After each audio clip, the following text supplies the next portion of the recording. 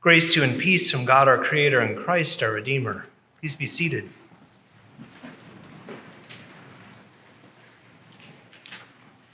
As a priest, I get told things from time to time that I simply don't know how to react to.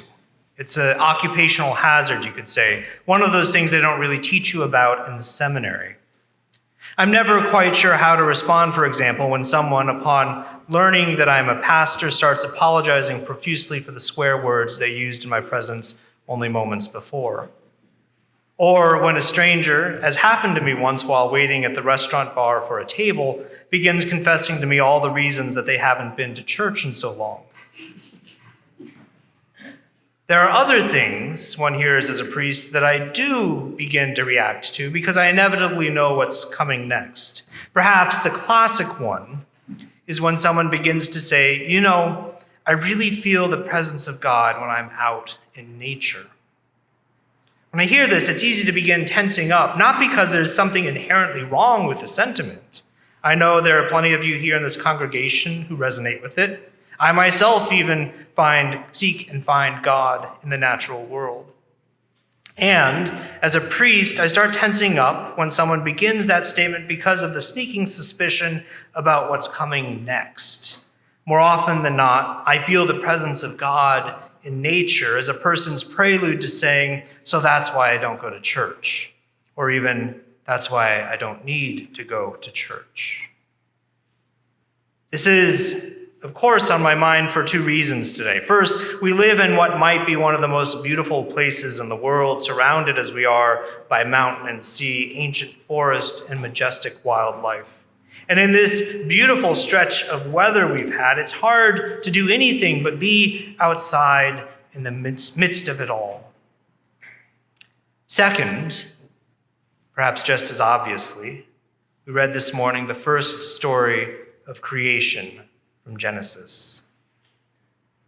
These majestic, almost poetic verses from the very beginning of the Bible paint a cosmic and transcendent picture of God's work of creating the heavens and the earth.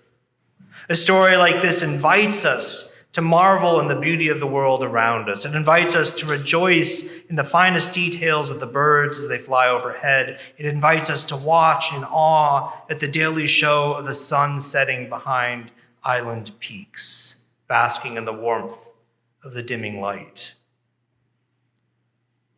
But there's something else in this creation story that we often overlook, perhaps because it isn't as pretty, perhaps because it's scary.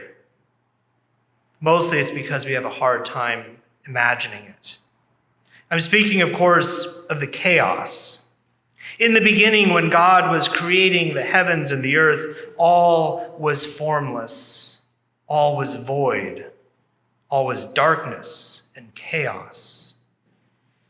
But we do not live on that side of creation. Our vision and experience lies solely after the beginning of God's bringing order to that primordial chaos. And so even with our best and deepest imagination, it's hard, if not impossible, to imagine what that formless void, that watery chaos was like.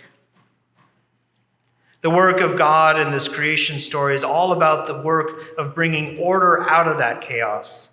In the midst of a watery chaos, God stretches clear a space in which life can not only exist, but flourish. The jumble of waters upon waters is separated out so that everything can have its place: sky, seas, and land. All of this ordering, this chaos clearing, this place making, and all of it is pronounced good. Good. Very good.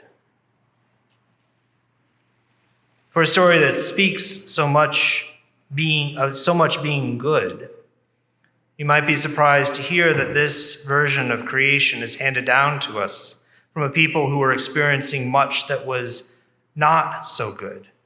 For this creation story we've heard today comes to us from among the Israelites as they were in exile in Babylon in the 500s BC. These people, they were experiencing the world as anything but orderly.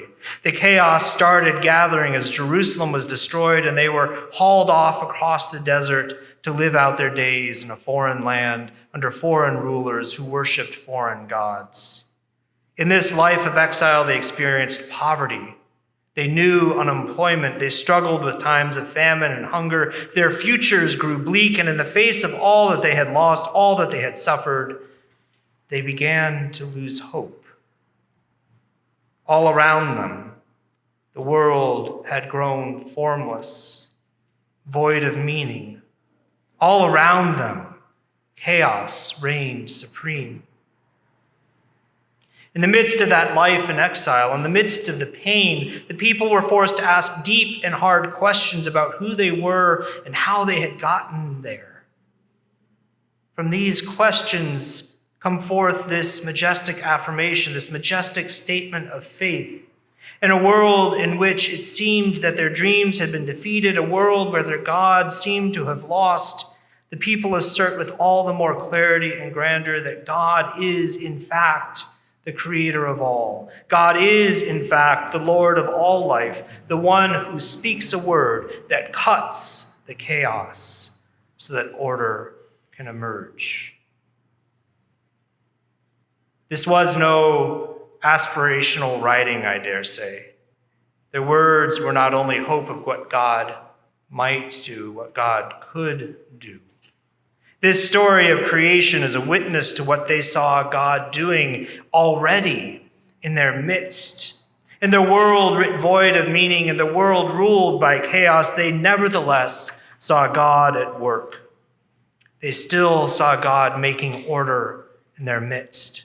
They saw God take the stuff of their new reality and arrange it in new ways so that meaning began to emerge. And as God worked, the people saw that Babylon, the seemingly all-powerful and irrepressible monster of chaos, was not bigger than God.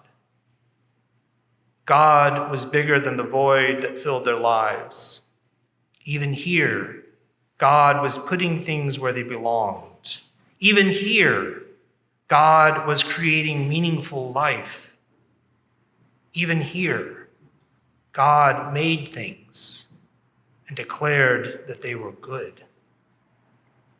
It makes me think about our own world today because, let's face it, ours is a world filled with chaos. All over the world, countries and societies are in upheaval. The aspirational dreams of the West, which once propelled forward entire generations, suddenly seems fuzzy and out of focus.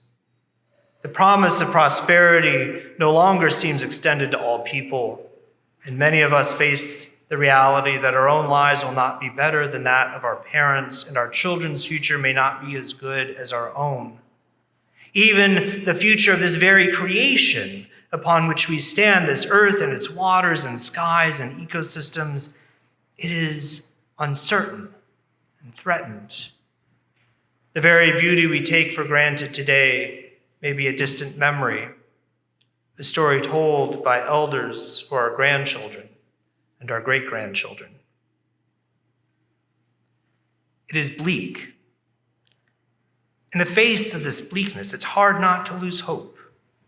In our hopelessness, we lash out. We lash out with violence. We lash out with hatred. All around us, we see the hands of fear at work. All around us, we see the hands of extremism and nationalism at work. They are the monsters of chaos, and they feel overwhelming. We feel powerless in the face of their irrepressible advance. It's easy to feel that the world has become void of meaning. It is easy to lose hope. But just as our ancestors in Babylon suffered and exile discovered, God is bigger. God is bigger than our violence, our hatred, our injustices, and our brokenness. God is bigger than the monsters of chaos. Here in this place, God is setting things in their proper places. Here in this time, God is taking the meaningless void in our present world and arranging it in new and meaningful ways. Here in our world, God is creating new order and new life out of the very stuff of chaos. Here among us, God is making things, and declaring that they are good. My friends, can we see what God is doing? Can we, like the ancient Israelites, look up and witness our God, who is bigger than our present reality, scooping up the chaos and the void that seems so deep and forming it and shaping it and creating it into something new? On a day like this, when the beauty of God's handiwork is so close at hand, it's hard not to seek God's presence in the natural world. That is okay. We should look to the natural world to be reminded of what God can do. It is good to look. But that is not the hard work. That is not the challenge before us. That is not the invitation of the story of creations. Go, my friends, and look at the creation around us to see what God has done. And then go and look at the present world and all the chaos that lies within it. Go and look within your own life and search out the disquieting chaos within you and see. Knowing what God can create. See what God is creating. Knowing what God can do. See what God is doing. Thanks be to God.